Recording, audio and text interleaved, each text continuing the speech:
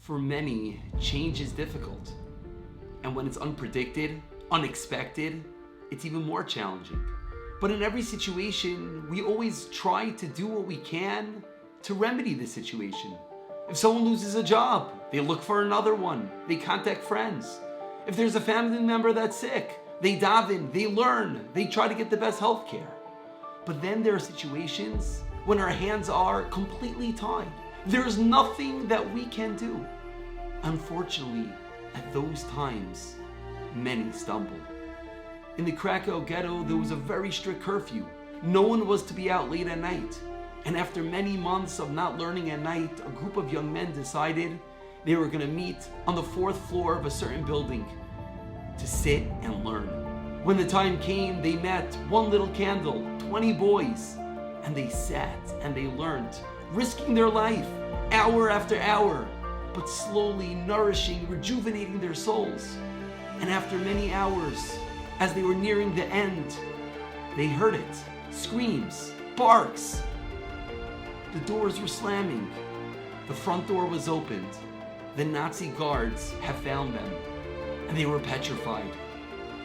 And as the guards got closer, started searching through the front floor of the building, one of the boys screamed out, "They're here!" And everyone looked at him, "Are you crazy? We know they're here!" And they all silently waited as the guards went up to the 2nd floor. More barking, more doors slamming.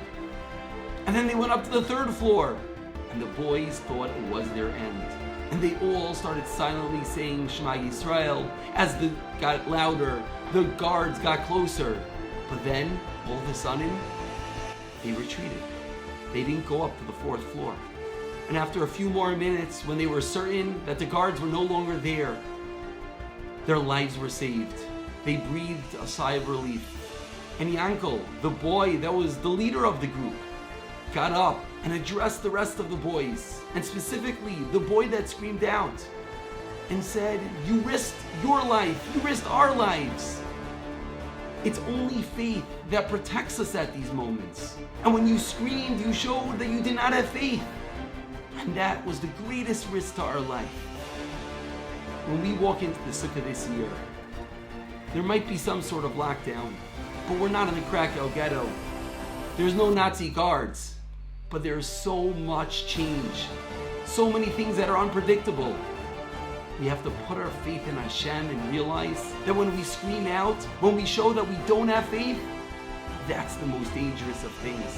So as we walk into the Sukkah and we make the bracha of Leishev Basukkah, we realize that we're sitting in the house of God, a temporary structure, a flimsy structure that can barely control us from the elements. But it's the most protected structure in the world because it's the clouds of glory, it's the hug of Hashem. We're sitting in the palace of the King. Every action is a mitzvah. And as we sit there, we can also rejuvenate our souls and realize there's so much unknown, many things that are unpredictable.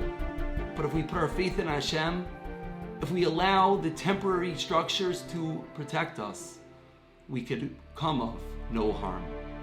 Good Yom Tov.